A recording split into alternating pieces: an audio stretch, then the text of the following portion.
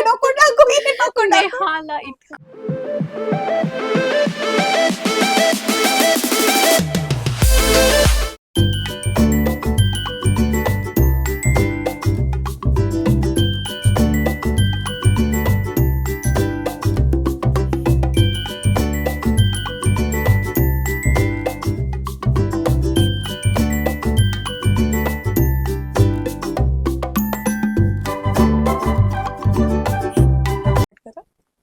Hello guys, हाय.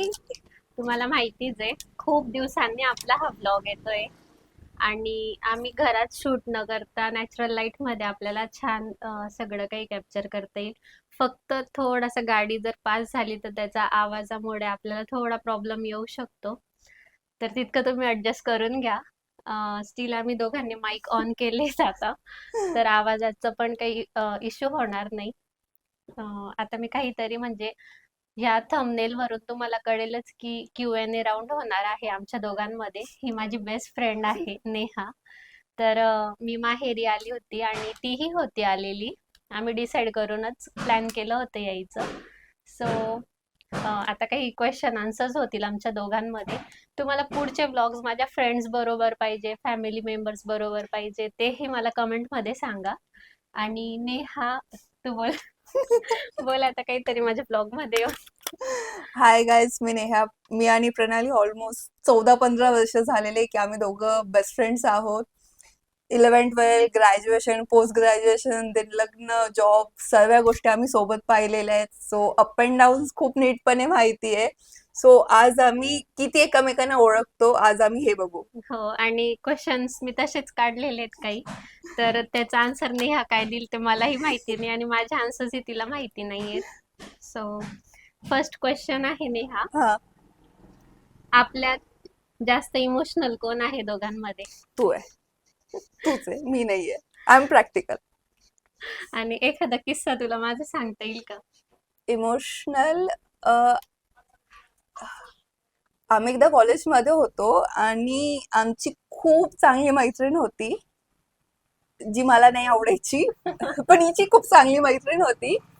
तिला थोडस बोलली होती आणि ही मला रडत रडत कॉल करते आणि मला बरं नव्हतं वाटत आणि मी सॉरी घरी होती मी.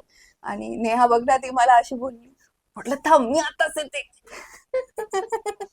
आणि नेहा मला इतक्याला सांगायची तेव्हा की नको बोलू, जाऊ दे ना, सोड ना, ती नाही बोलत आहे, तुला काही इतकी पडलेली, आपण आहेत ना दोघं. पण ते असं असतं ना यार की कनेक्शन होऊन जातं थोडंफार का असे ना, पण नाही वाटत मग त्या फ्रेंडला सोडूस. So तसं होतं.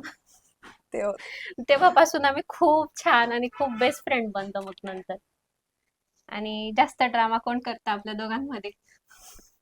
ऑब्विसली नेहाच करते. पहिली भेट कधी झाली आपली? 11th, I think so. Ooty trip. हो, उटी ट्रिप.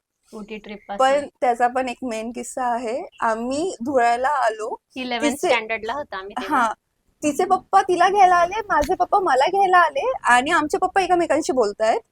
मग आम्ही असं, अरे पप्पा पप्पा फ्रेंड्स आहेत, हो, ते झालं होतं. ते झालं होतं. आणि त्याच्यानंतरच आम्ही असं ठरवलं की म्हणजे अच्छा, माझ्या पप्पाच्या फ्रेंडचीच मुलगी आहे ही, मग करू शकते, अशी छान फ्रेंडशिप होईल आमची.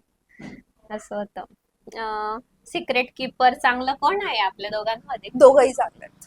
खरं आहे ही गोष्ट. आम्ही दोघंही म्हणजे एकमेकांच्या गोष्टी त्या आमच्या दोघांमध्येच राहतात जास्त करून.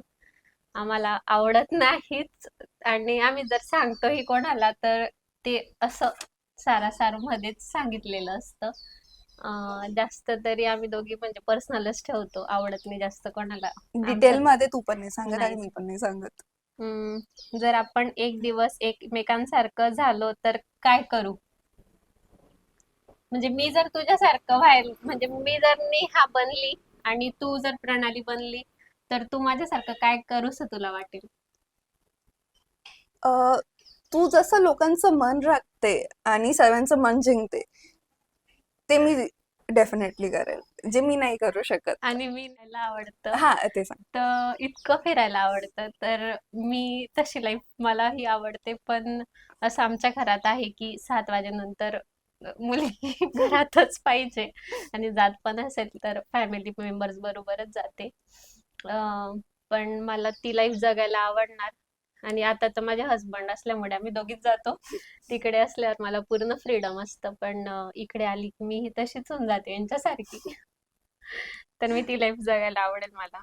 जास्त शॉपिंग शॉपिंग कोण करतं आमच्या दोघे दोघांमध्ये? दोघी दोघंही करतो. दोघही. खूप जास्त आवडतं आम्हाला शॉपिंग करायला. भांडण झालं तर सर्वात आधी सॉरी कोण बोलतं? नेहा बोलते. हा, मी बोलते. युजली भांडण होत नाही, नाही. टचवूड, बट झालं तर मी बोलून देते. फ्रेंड्स बद्दल एक फनी हॅबिट सांगा. मला नेहाची एक हॅबिट माहिती, कुठले? जी सगळ्यांना माहिती असेल नेहा, हा. पण एक आहे. नेहाला ही हॅबिट आहे बोलायची. ती सगळ्या गोष्टी सांगते, पण त्याच्यामध्ये ती म्हणते पण एक आहे, असं असं आहे. तिला एक आहे हा शब्द बोलायला खूप आवडतो आणि भरपूर किस्से सांगून जाते.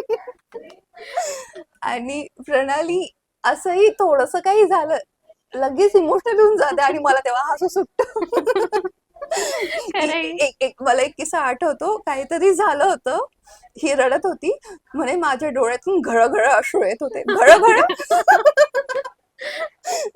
तो एक फनी हो. होतं.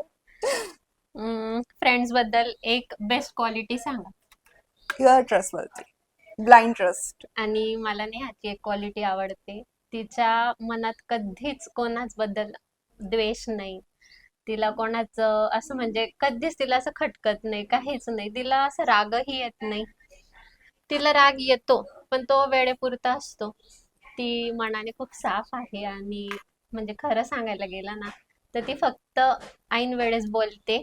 असं तिच्या मनात राग आहे तो बोलून जाते, पण नंतर तिच्या मनात त्या पर्सन बद्दल काहीच नाही राहत, काहीच नाही राहत. आणि ती खूप बेस्ट क्वालिटी तिची.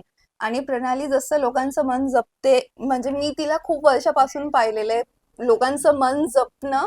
आणि सेकंड, खूप ट्रस्टवरती, ब्लाइंड ट्रस्ट तिच्यावरती मी ठेवलेला आहे. आणि मला कधी असा तडा नाही गेलेला एवढ्या वर्षांमध्ये, 14-15 वर्षांमध्ये, की मी तिला सांगितलेलं आहे आणि मला कुठे तरी कळतंय की ही बोलली कधीच नाही. आणि फ्रेंड्स, आता माझे तर सर्व क्वेश्चन झालेत ऑलमोस्ट विचारून.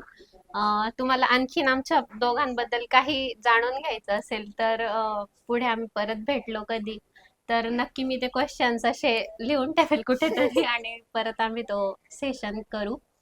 आणि आजचा दिवस आम्ही कसा स्पेंड करू तेही तुम्हाला ह्या ब्लॉग मध्ये पाहायला भेटेल. तर नेहा आली 12 वाजेपासून घरी. जेवण आमचं सोबत झालं, पण तो जेवणचं मी थोडस क्लिप घेतलीये. पण त्याच्यानंतर आमच्या खूप साऱ्या गप्पा झाल्या आणि त्या गप्पा अशा होत्या की इतक्या दिवसाचं आमचं बाकी होतं सगळं बोलायचं बॅकलॉग. ना, बॅकलॉग, तर ते आम्ही भरून काढतोय आता.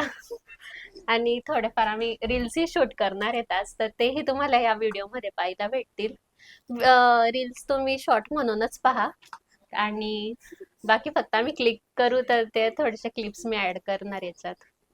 भेटूयात पुढे, बघू. बाय.